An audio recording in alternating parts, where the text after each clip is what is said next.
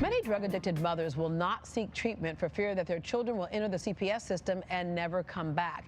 Santa Maria Hostel is one of the few organizations that will take a mother and their children and help them stay sober, rebuild trust with their kids, and set them on a path of independence and success. We recently talked with Nadine Scamp, Donna White, and Michelle Hansford from Santa Maria Hostel.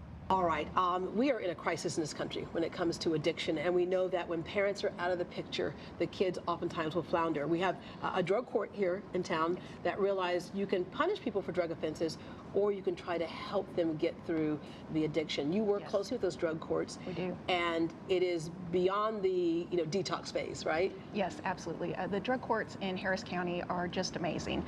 They really partner with the individuals that are going through recovery, make sure that they get all of the supportive services that they need, but also hold them accountable at the same time. And so that balance and that long-term support have just significant impact on somebody's quality of life and their well-being. Yeah. What does life at Santa Maria Hostel when a woman comes in with her kids, what does that look like? Well, first we welcome them to the program. We embrace them. They're coming in broken. CPS can be involved with them. Family disconnected.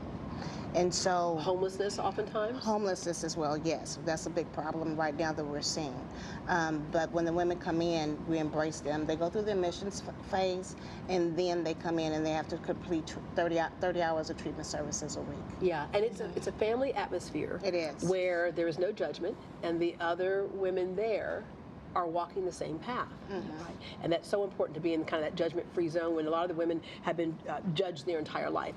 Okay, the other thing that's so important is interrupting that cycle for the kids. You get a chance to reestablish a relationship with the kids. And Michelle, that's so important because you found yourself in trouble, but if you look at how you grew up, there's no surprise there, is there? No, not at all. It was a cycle that I couldn't get out of, and I didn't know how to get out of by myself. And I always thought that recovery had happened by myself, that it was a choice that I was making, and I couldn't understand why I kept making the wrong choices. Yeah. And a lot of times people will say, well, do it for your kids. Addiction is much crazier than that, right? It's like, walk a mile in someone's shoes.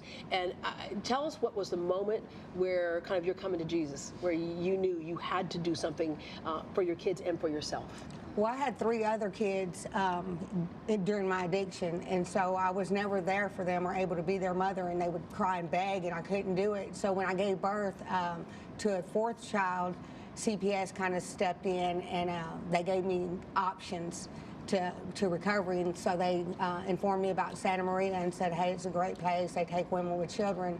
So I went and tried it. You said they saved your life. Santa Maria saved my life.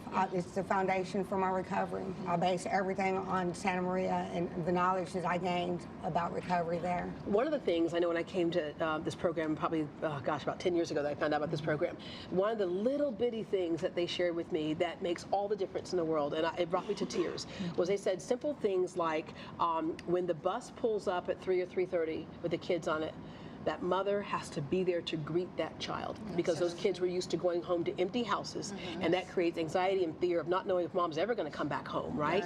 But I could see the kids on the bus, and they were, it makes me want to cry right now, but they would get up on the window and they'd look out and go, there's my mama, there's my mama. That was a big thing for them. And so you saw that if you continued in a path, your kids would probably end up in that situation as well. What is life like for them today? Today, my older kids, I get to be a grandmother to my grandchildren, and I get to be present in their lives.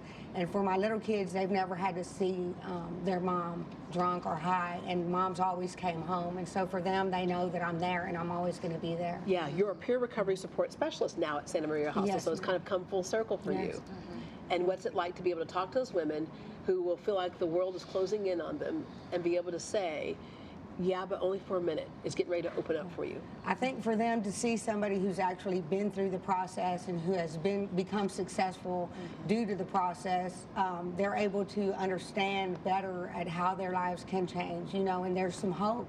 And so we try to offer hope, and Santa Maria is real good about bringing people back in who have been there before, to talk to these girls and to give them inspiration and motivation to succeed. And Donna, this is not a normal program. It's not. It's not. We have decided and really just taken a look at the problems of the women. We have now a holistic approach.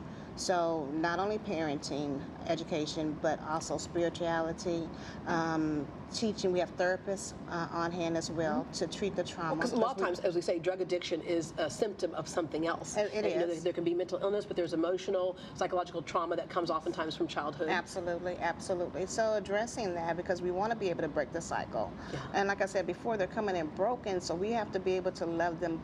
This, you know, for them to love themselves, we love them first. Yeah. You know. You get them whole, but then you yes. get them ready to be independent. So you have, you know, job readiness skills. That's a big thing, and getting them to be able to live on their own, balance a checkbook, pay bills. Yes, all of the life skills that they're going to need to be able to support themselves and their families. And then we work with those children too, because many times they've endured so much trauma. So we have play therapy for the children, we do prevention skills, we help them with communication, and make sure that that family is ready to thrive when they leave our doors. Yeah. All right. There was a contest recently that I was asked to take part in, and it was a Mother's Day contest. So there are different mothers and their children. In this case, it was my son and I. And so we had people vote on their favorite couple. There we are, right? And then what would happen is that you would win something. All right. We have Brad Marks with IW Marks, and Brad, your mom passed away when you were fairly young. So you love celebrating that value of moms. I know how important moms are. I have 4 kids now, and I know how much they love their mom. Yeah. And I love their mom too. And I love what we've done this about 4 years now. Yeah. And it's so special to see how much people love their mom and how important they are to your kids. Yeah, yeah, and the way that Santa Maria Hostel is, the reason why I thought of you all as the organization I want people to be aware of is because you're putting moms back up there where they can take care of their children, and that, you know, lasts for generations. Okay, so my son texted me and he goes, "Mom, we won." I was like, "We won what?" He goes, "The picture thing." Of course, it's much more than just the picture thing, son. It was for Santa Maria Hostel. So Brad, they won a little something, didn't they? They did. Awesome. I want to present you guys with a check for $2,500. That's awesome. That's Thank you. awesome. Thank you so much. You're very welcome. Thank you. Yay. And this is important because every dollar counts. You have these women and these children there, and it's 24/7 what their needs will be. How can the rest of the public help? Obviously, cash is always king, but are there other things that you could use? I know diapers is huge, you know. Absolutely, yes. Any baby basic supplies, onesies, formula, wipes, diapers. We can always use volunteers. Basic things like notebooks, journals, clothing for the women and the kids. Yeah. We can use it all. And so what happens here when you put a family back together like this and makes them whole is that they can be a part of society, not in the Texas Department of Correction system, Right. not looking at a next generation of lost children. Right. So this right here, whatever you invest, you get back something that is priceless. Brad, thank you very much. you. Thank you all very much. And coming up next, we'll tell you about a grassroots organization that provides free counseling to crime victims along with educational opportunities and scholarships to local youth.